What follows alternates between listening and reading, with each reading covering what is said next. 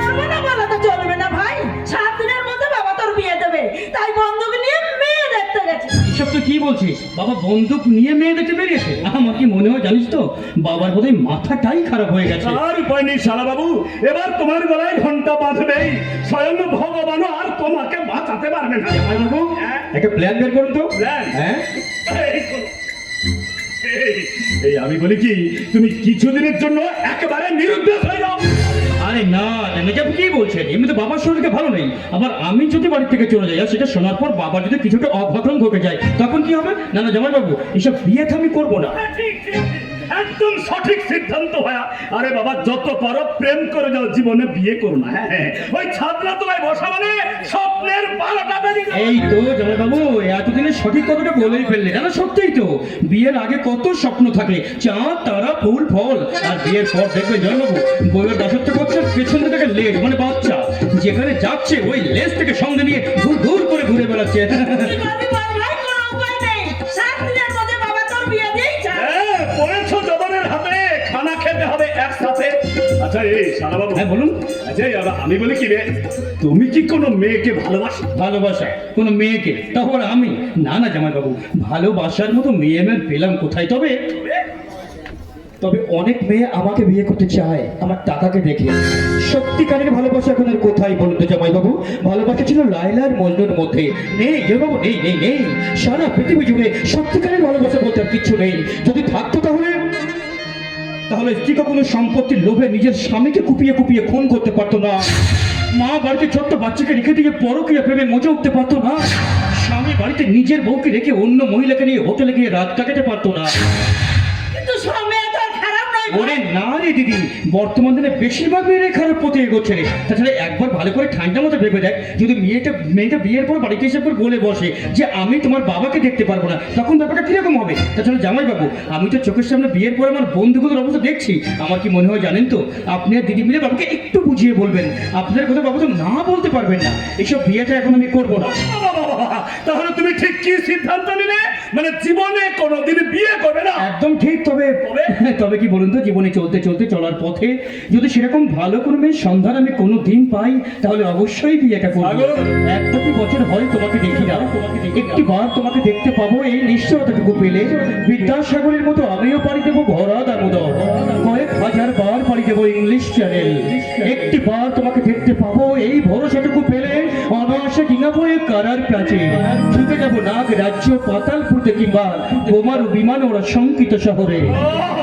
তাহলে তুমি বিয়ে করবে বলো? সেটা এখন ভবিষ্যৎ জামাই বাবু, তবে বর্তমানে আমি যে বিয়েটা করছি না, এটা কিন্তু আমার ফাইনাল সিদ্ধান্ত।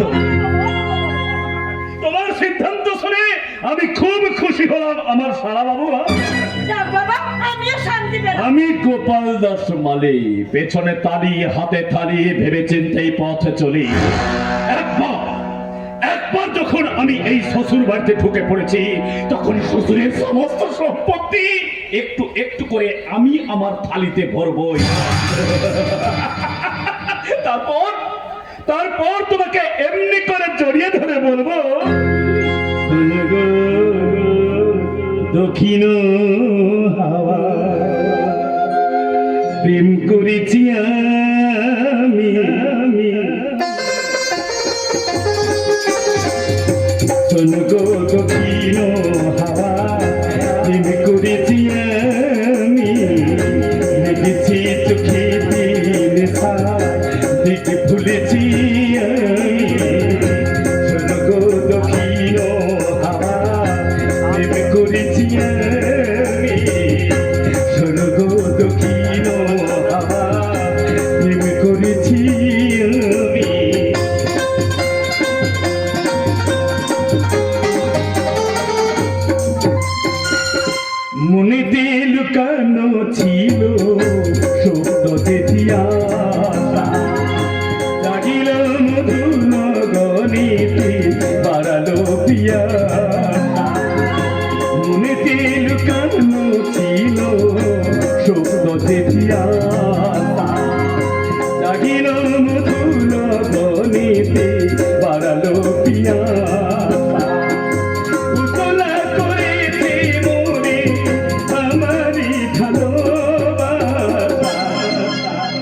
অনুরাগে প্রেম সলিলে ডুবে দিয়েছি আমি মধুর হাওয়া প্রেম করেছি আমি শোনো গো দক্ষিণ হাওয়া প্রেম করেছি আমি শোনো গো দক্ষিণ হাওয়া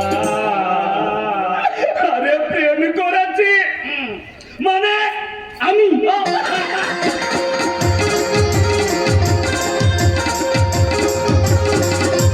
আর কতক্ষণ আমাদের এই রানীকুঠির ঘাটে অপেক্ষা করতে হবে রাজেশ? স্যার যতক্ষণ না পর্যন্ত মাল এসে পৌঁছায় ততক্ষণ তো আমাদের এখানে অপেক্ষা করতেই হবে।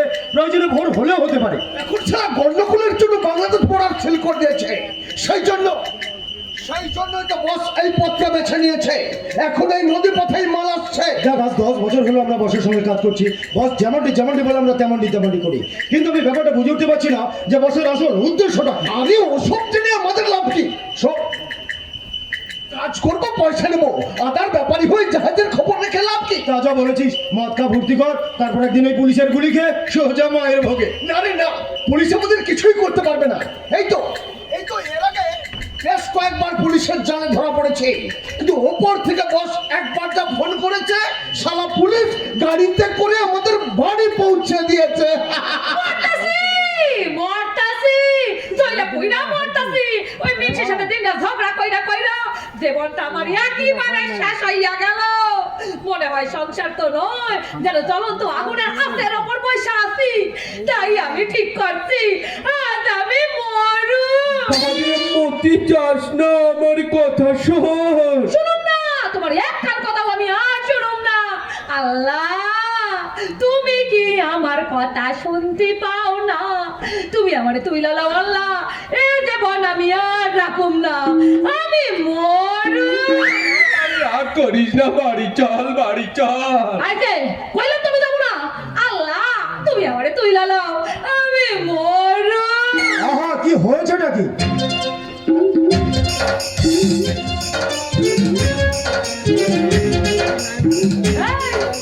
তুমি আমার চিন্তা এ রাতের বেলা ইয়ানে ভূতের মতো খাড়ায় আসো।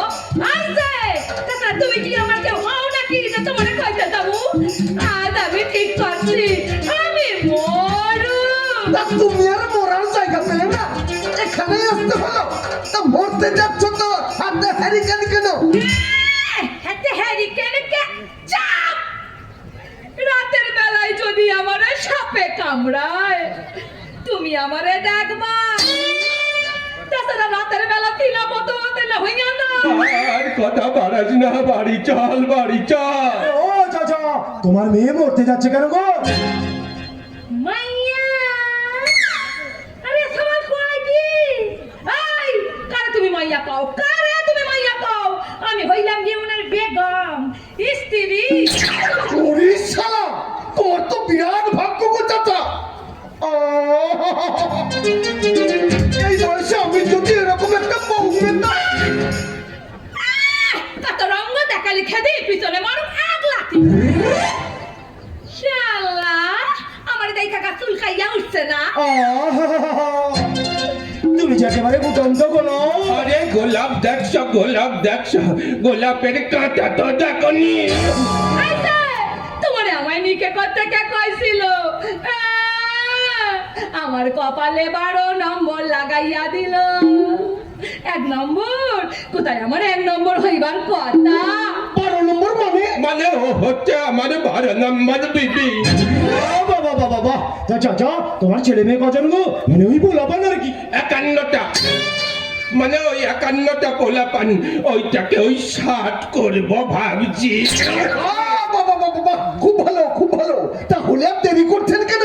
কাজে লেগে পড়ুন, ভালোই তো সংসার করছেন। সংসার কিছু করছে? সংসার নাই।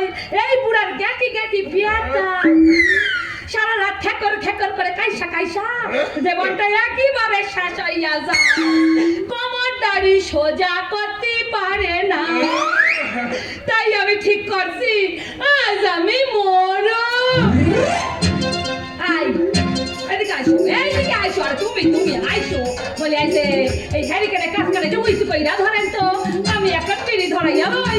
তুমি বিড়ি খাও? আরে কি করুম, শুধু পয়সা নাই। এই নাও, আমি তোমায় সিগারেট দিচ্ছি। নাও। আজ!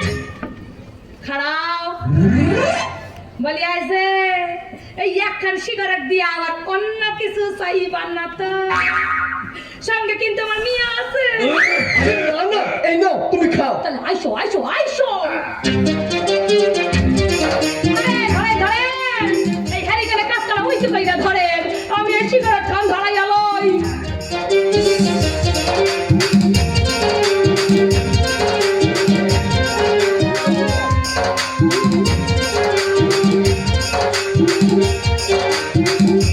মুখে আগুন, ভিতরে জালি, সিগারেট খান আমি আর দৌড়া দৌড়া টানে। আর তাই তো তোমার রূপ দেখে আমি পাগল হয়ে গেছি সুন্দরী।